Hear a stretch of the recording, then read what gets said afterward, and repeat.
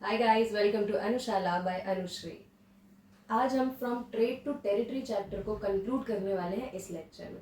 ठीक है, so now अभी तक हमने ये देखा कि किस तरीके से ईस्ट इंडिया कंपनी आती है इंडिया में, ठीक है, ट्रेड करती है और किस तरीके से सिचुएशंस बनती जाती हैं और उन सिचुएशंस का जो एडवांटेज ईस्ट इंडिया कंपनी को मिलता है, ठीक है, उससे वो क्या करती है, टेरिटरी में अपना कंट्रोल जमाने लगती है। ठीक है, धीरे धीरे ये जो टेरिटरी को कैप्चर करने की पॉलिसी होती है ये अग्रेसिव हो जाती है ना। पहले डिप्लोमेसी के थ्रू चीज़ें चलती होती हैं, फिर वो रेवेन्यू को कंट्रोल करने की कोशिश करते हैं एंड आफ्टर दैट बैटल्स के थ्रू भी टेरिटरीज को कंट्रोल किया गया है। ठीक है, बट व्हाट हैपेंड उस समय जब हम देखते हैं कि पहले जो रूलर्स थे, जो नवाब थे, वो अपना एडमिनिस्ट्रेशन चला रहे थे। जैसे ही ईस्ट इंडिया कंपनी कंट्रोल करती है वैसे ही वो अपना एडमिनिस्ट्रेशन बदल लेती है। ठीक है, अपने अकॉर्डिंग चीज़ों को चलाने लगती है, right. So today we are going to study about new administration. So here now let us understand what kind of changes were made in the administration.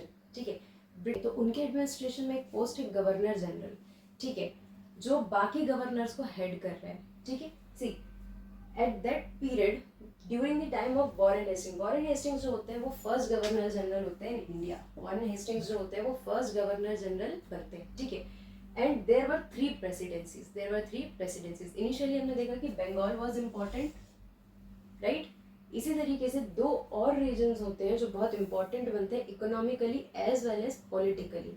ठीक है, these were Madras and Bombay, right? So there were three presidencies: Bengal, Madras, and Bombay, right? And each presidency was governed by a governor. Each presidency was governed by a governor. ठीक है, but ये जो governor general है ये पूरी territory के लिए है जो ईस्ट इंडिया कंपनी कैप्चर करके रखी हुई थी। Fine, now what changes did Warren Hastings brought. ठीक है, वॉरेन हेस्टिंग्स को हिस्ट्री में एक इम्पॉर्टेंट प्लेस दी जाती है क्योंकि इनके समय में बहुत सारे चेंजेस हुए, बहुत सारे रिफॉर्म्स हुए। ठीक है, जैसे कि इन 1772 he bought new system of justice, है ना। जस्टिस का एक नया सिस्टम लेकर आए जिसमें हर डिस्ट्रिक्ट में दो कोर्ट्स बनाए। ठीक है, हर डिस्ट्रिक्ट में दो कोर्ट्स बनाए, एक क्रिमिनल कोर्ट और एक civil court, right. Criminal court was known as फौजदारी अदालत, right, and civil court was known as दीवानी अदालत। अब ऑब्वियस है कि अगर दो अलग अलग टाइप के कोर्ट्स बनाए हैं तो केसेस डाइवर्ट हो जाएंगे, है ना। केसेस यहाँ पर आके डाइवर्ट हो जाएंगे और ईच डिस्ट्रिक्ट में था तो मतलब इनका कहीं ना कहीं एम था जुडिशियल सिस्टम को strong banana, right. Then Indian laws were translated for European. Indian laws were translated for Europeans. Indian laws included जो हिंदू के लॉ थे प्लस जो मुस्लिम लॉज थे, दोनों को इंटरप्रेट किया गया था। ठीक है, हिंदू लॉज को इंटरप्रेट करने का काम किसका था, पंडित लोगों का था, और जो मुस्लिम लॉज थे उनको इंटरप्रेट करने का काम मौलवी लोगों का था। ठीक है, क्यों, क्योंकि यूरोपियंस जो थे उनको एक ऐसी कंट्री को रूल करना था जहाँ पर मुस्लिम्स भी हैं, हिंदूज भी हैं, दूसरे रिलीजन के भी लोग हैं। ठीक है, तो उनको सारे तरीके के लॉ समझने थे, right. That's why this translation was done, right. Then supreme court was established in Calcutta in 1774। ठीक है, after the regulating act of 1773। ठीक है, कुछ एक्ट्स आते हैं, उनमें से एक होता है 1773 का रेगुलेटिंग एक्ट। ठीक है, उसमें ये लिखा होता है कि कलकत्ता में हम एक सुप्रीम कोर्ट को बनाएंगे।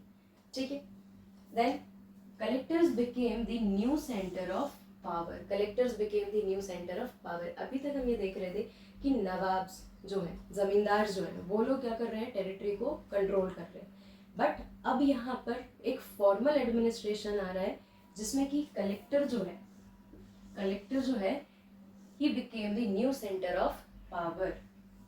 Now the collector by the name itself suggests, यहाँ से जो वर्ड कलेक्टर बना है, क्यों बना है, collector means the person who collects the revenue. ठीक है, बट इसका जो काम है, इसकी जो ड्यूटी है वो सिर्फ और सिर्फ रेवेन्यू कलेक्शन तक सीमित नहीं है, राइट। इसके अलावा भी इनको बहुत सारी ड्यूटीज दी जाती थी, बहुत सारी पावर्स दी जाती थी, right. So this was the administration of Warren Hastings. ठीक है, now coming to the army, right. अब आर्मी में भी बहुत सारे चेंजेस होते हैं। ठीक है, आर्मी में किस तरीके के चेंजेस होते हैं, नई वॉरफेयर टेक्नोलॉजीज को इंक्लूड किया जाता है। ठीक है, जैसे मैंने देखा था कि ब्रिटिशर्स के जो राइवल्स थे यूरोपियन पावर्स में, देवर फ्रेंच। ठीक है, और फ्रेंच की जो आर्मी थी दैट वाज मॉडर्नाइज्ड, है ना, जिसकी मदद से जो टीपू सुल्तान होते हैं वो अपनी आर्मी को मॉडर्नाइज करते हैं। सो यहाँ पर जो ब्रिटिशर्स हैं इनको भी अपनी आर्मी को मॉडर्नाइज करना होता है, right. So how did they modernise their army? See initially जब ब्रिटिशर्स आते हैं तो उनके पास खुद की तो आर्मी होगी नहीं, है ना, तो वो अपने प्रोटेक्शन के लिए कुछ मुगल आर्मी के कुछ लोगों को लेते हैं। ठीक है, रूलर से बोलते हैं कि आपको हमें कुछ प्रोटेक्शन देना होगा। ठीक है, सो मुगल आर्मी का कुछ हिस्सा उनको मिलता है, धीरे धीरे करके वो खुद ही आर्मी बढ़ाने लग जाते हैं, राइट। इनिशियली मुगल आर्मी में सवार्स और इन्फेंट्री होते थे। ठीक है, सवार्स एंड इन्फेंट्री। सवार मतलब घुड़सवार, ठीक है, वो आर्मी का वो हिस्सा जो घोड़े पर बैठकर क्या कर रहे हैं, लड़ाई करने जा रहे हैं, राइट। देन इन्फेंट्री मीन्स पैदल जो लोग लड़ाई कर रहे हैं ना, आर्मी का वो हिस्सा जिसमें पैदल लोग, राइट। नाउ ये जो मुगल आर्मी का हिस्सा था सवार्स और इन्फेंट्री, इसको तो इंक्लूड रखते ही हैं, साथ में इन्हीं लोगों को नई टेक्निक सिखाते हैं। ठीक है, इनको स्वॉर्ड एंड आर्चरी, ये दोनों चीजें किसको सिखाई जाती हैं? सवार्स एंड इन्फेंट्री में जो रहते हैं। ठीक है, मुगल आर्मी मतलब मुगल आर्मी को ही क्या कर रहे हैं, थोड़ा सा मॉडर्नाइज करने की कोशिश की जा रही है, राइट। स्वॉर्ड मतलब तलवार एंड आर्चरी मतलब जो तीर कमान चलाना उनको सिखा रहे हैं, राइट।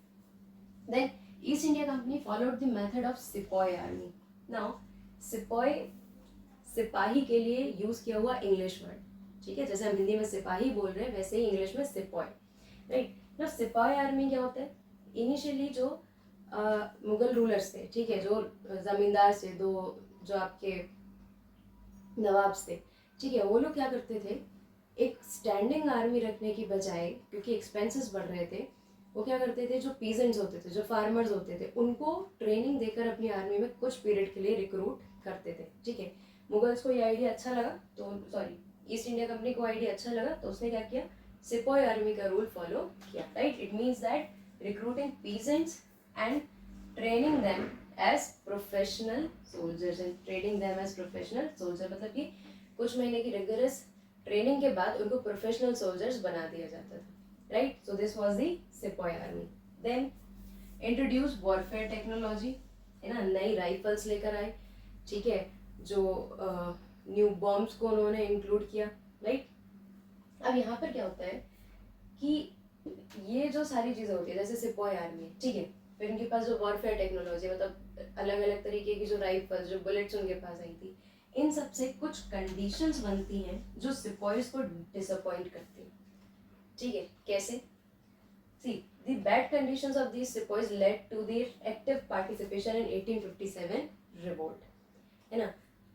क्या हुआ था कि जब ब्रिटिशर्स आर्मी को मॉडर्नाइज कर रहे होते हैं, है ना, तो उनको लगता है कि हमें और ज़्यादा एडवांस्ड वेपन्स को लाना चाहिए, है ना, तो वो राइफल्स लेकर आते हैं। राइफल्स में क्या होता है, कार्ट्रिज होती है, ठीक है, जिसको दांतों से छील कर फिर उसमें राइफल में लगाकर उसको शूट करना होता था। ठीक है, अब लोगों में क्या था, इट वाज बिलीव्ड दैट वो जो कार्ट्रिज वगैरह होती थी वो या तो गाय या फिर जो पिग होती है ना, उसकी स्किन से बनी है, ठीक है, उसकी चर्बी से बनी है, राइट। तो अब जो मुस्लिम सिपॉइज थे उनके लिए पिग को इनटेक करना, ठीक है, पिग को कंज्यूम करना एक सिन माना गया, एंड हिंदूज के लिए गाय को इनटेक करना एक सिन माना गया, राइट।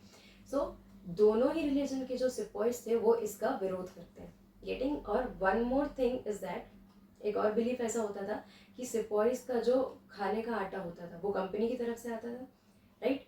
तो उसमें जानवरों की जो हड्डियाँ होती हैं, ठीक है, उनको पीस कर उस आटे में मिलाया जाता था, ठीक है।